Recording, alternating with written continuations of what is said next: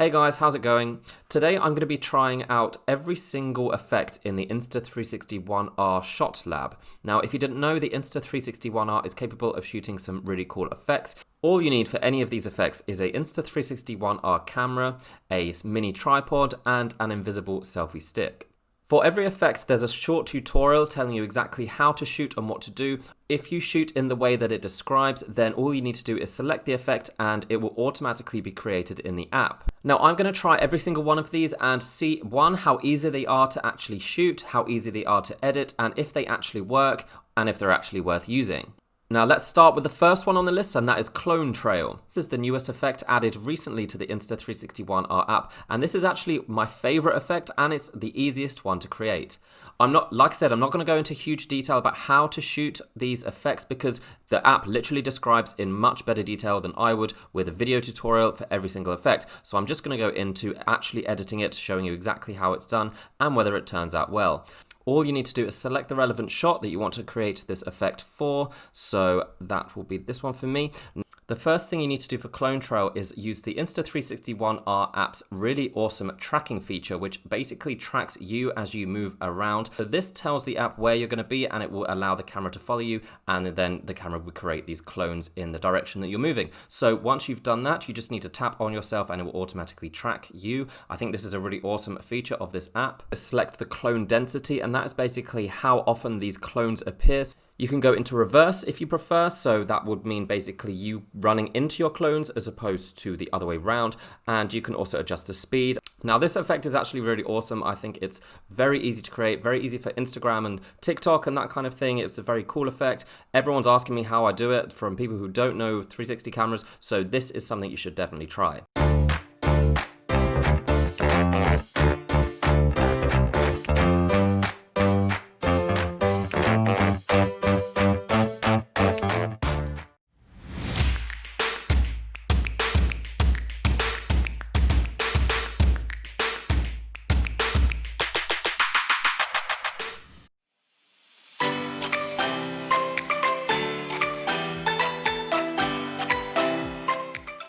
Okay, the next effect is Spin View. Now this is essentially animating a 360 photo. This was possible in the previous version of the One R app, and it was also possible with the Insta360 One X. So all you need to do is select a photo that you want to animate and select exactly how you want to animate it. There are some built-in presets depending on what the image is of. So it could be of plants, it could be a selfie, it could be a group shot all around the camera. You just need to select the one that's most relevant to you. This again is a really easy effect if you want to animate your photos. Again, you could be great for Instagram and great for social media, and it works every single time. Now onto the next effect, which is Parallel Planet. This is a kind of odd one. I don't see the point in it that much. It's kind of like a little tiny planet. I'm sure if you've used 360 cameras before, you know what a tiny planet is. It's like an animated tiny planet with kind of a reverse tiny planet in the middle. I guess it's just trying to create some kind of wormhole effect. All it involves is basically you putting the camera on the ground on a very short tripod and then running around it, and that's the kind of shot you want to shoot, and then select that shot and it will automatically create the relevant video. Again, this effect works pretty much every time I've tried it. As long as you shoot in the correct way, make sure you're about 2 meters away from the camera when you're walking around it. It's really easy to do, and I guess it works every single time.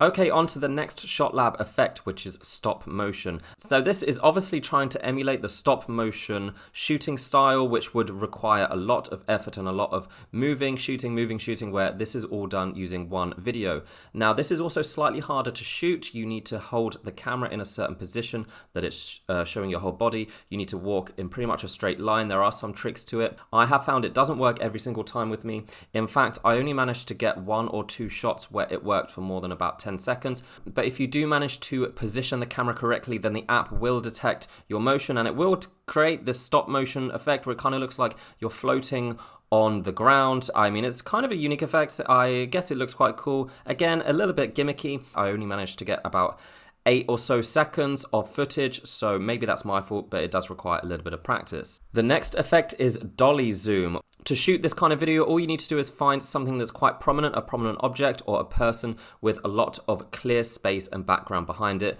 Then you essentially just go very close up to it and then walk backwards for about 10 seconds. keeping the camera facing that object. When you select that shot, you can either select a person, you can free select an object, or it will automatically detect a face. Then it will create this Dolly Zoom effect, which does work really well. This is one effect that I think is really cool and one of my favorite ones.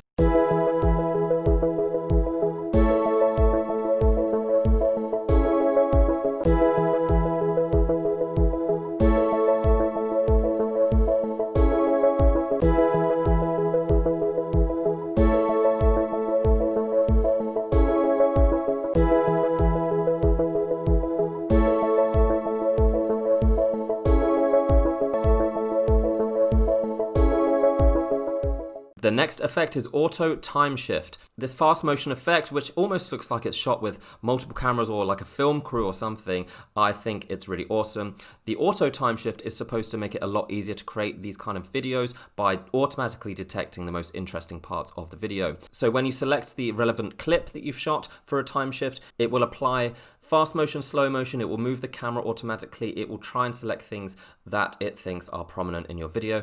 But to be honest, I think it's always going to be easier for you to select the best bits of your video rather than AI do it itself. If you just wanted some quick videos, then this would be an awesome way to do that. But I think that creating your time shift manually is always going to look better.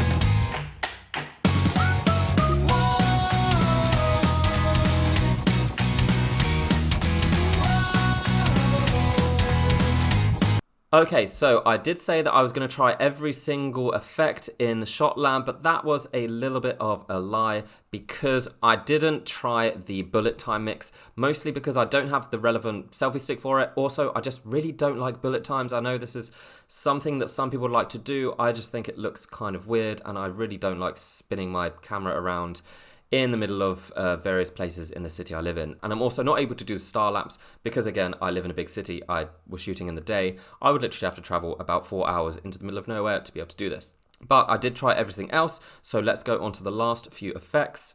The second to last being Jump Planet, which is actually a really awesome looking effect. I can see this being pretty popular on social media, and especially for like travel videos, you could literally pretend like you're jumping from one place to another. Once you've shot all of the clips that you need for this effect, select them in the app. The app will then analyze them and try and see if they're possible to create this effect using those clips. Even if you film correctly, sometimes the app for some reason doesn't quite detect that you've done those jumps and it will say it's not possible. So I would suggest doing more than what you need so that you can create the effect. But if you do get it right and the app can work it out, then the effect looks pretty cool. I think you'll agree here it worked quite well, and yeah, I mean, it's not perfect. Sometimes it doesn't quite get the landing with the effect of changing locations, but to be honest, for a simple free effect that just requires a few clips, I think it works pretty well.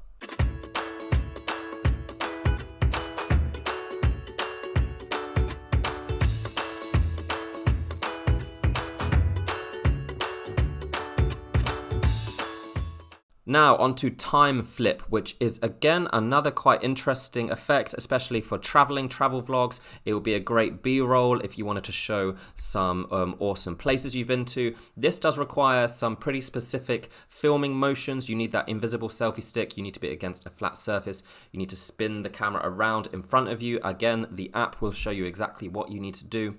Again, this is another thing where you're going to probably need to do more than what it requires because sometimes it doesn't detect that you've done it right. Even if you do think you've done it right, sometimes the app will say it can't detect it. So make sure you do more than what you need so that the app has enough to work with. Once you go into the app and use the effect and select the relevant clips, then it's pretty easy to create. You can select the order that they go in and then it will automatically generate the effect. Might be a little bit gimmicky after a few goes, but for social media, for B-roll, I think it works really well. This is one of the harder ones to shoot, and again, one of the harder ones to edit because it won't always detect the effect has worked.